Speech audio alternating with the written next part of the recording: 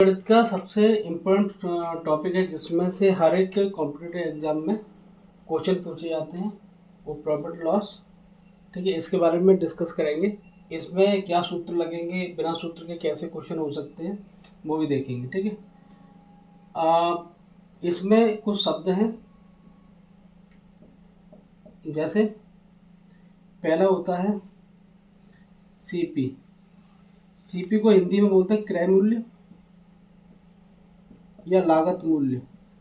लागत मूल्य यह वह मूल्य होता है जिस पर कोई वस्तु बनकर तैयार होती है या कोई व्यक्ति खरीदता है। ठीक है, इस मूल्य। अब दूसरा होता है विक्रय मूल्य। विक्रय मूल्य क्या होता है? जिस मूल्य पे कोई वस्तु बेची जाती है, बेचने वाला मूल्य होता है। ठीक, इसी में से हम प्रॉफिट कैसे निकालेंगे? प्रॉफिट जब होगा जब विक्रय मूल्य इज ग्रेटर देन सीपी। कम में खरीदे या कम उसकी लागत आए और बेचे ज़्यादा में, तो उसका प्रॉफिट होगा। ठीक है, जैसे कि सीपी अपना अगर 10 रुपये है, विक्रय मूल्य अपना 15 रुपये है। यदि सीपी 10 रुपये है, बेच हम 15 रुपये में रहे। ठीक है, खरीदा हमने 10 रुपये में, बेचा हमने 15 रुपये में, तो इसका जो डिफरेंस आएगा, क्योंकि हमें लाभ होगा, बेच ज़्यादा में रहे, खरीदा कम में है, बेच ज़्यादा में रहे, तो हमें क्या होगा? लाभ होगा। इसमें S P greater than C P है, क्योंकि 15 इज ग्रेटर देन 10 है। ठीक है, तो इसमें 5 रुपये का लाभ होगा। प्रॉफिट क्या होगा? 5 रुपये का। ठीक है, और लॉस की कंडीशन कब आती है? जब C P is greater than S P होता है। ठीक है, खरीदा हमने ज़्यादा में है, जैसे मान लीजिए खरीदा हमने कितने में? 100 रुपये में खरीदा है, और बेच दिया हमने कितने में? 80 रुपये में। ठीक है, कोई वस्तु ज़्यादा में खरीदी जाती है और बेची कम में जाती है, तो इस कंडीशन में क्या होगा? लॉस होगा। लॉस कितने का होगा कि सी पी में से एस पी माइनस कर लेंगे। ठीक है, क्या होगा? सी पी में से एस पी माइनस कर लेंगे। माइनस करेंगे तो क्या होगा? 100 में से 80 माइनस किया तो 20 रुपये का लॉस होगा।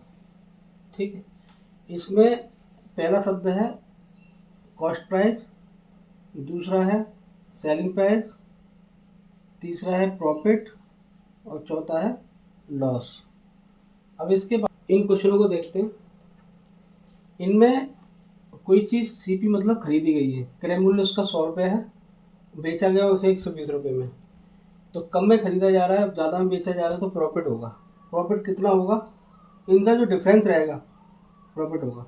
तो 20 रुपये का डिफरेंस आया, यही प्रॉफिट होगा। और परसेंट निकालने के लिए करते हैं, परसेंट निकालने के लिए हमेशा नीचे सीपी रखते हैं। तो सीपी रखेंगे, तो सीपी कितना रखेंगे? अपने 100 रखेंगे।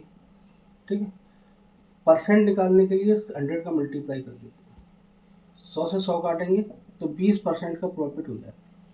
ठीक है, ये प्रॉफिट चाहे तो सूत्र से निकाल सकते हैं कि profit percent equal to P upon C P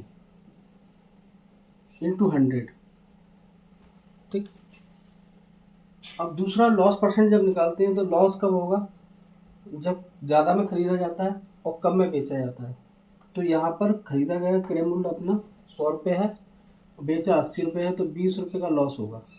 ठीक है, हमेशा सी पी पे निकालते हैं। सी पी 100 है इंटू 100, 100 से 100 काटेंगे तो 20% का लॉस हो जाएगा।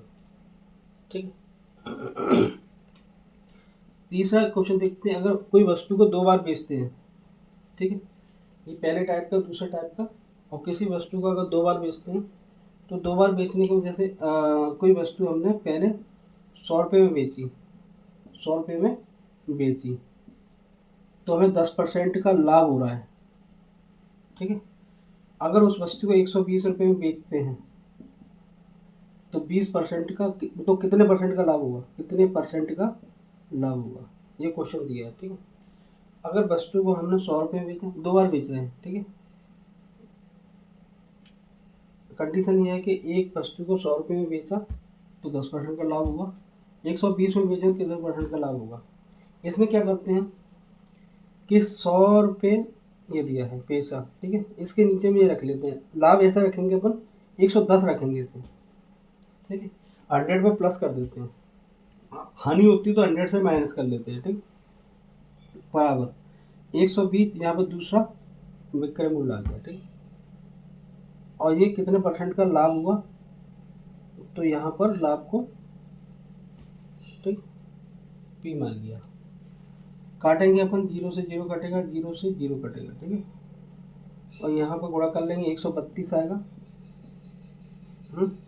132 मल्टीप्लाई क्रॉस मल्टीप्लाई करेंगे तो यहाँ पर 100 प्लस पी आएगा, ठीक, अब इसमें से 100 घटा देंगे तो 32% का प्रॉफिट होगा, ठीक, इस टाइप से तीसरा टाइप का क्वेश्चन निकाल सकते हैं।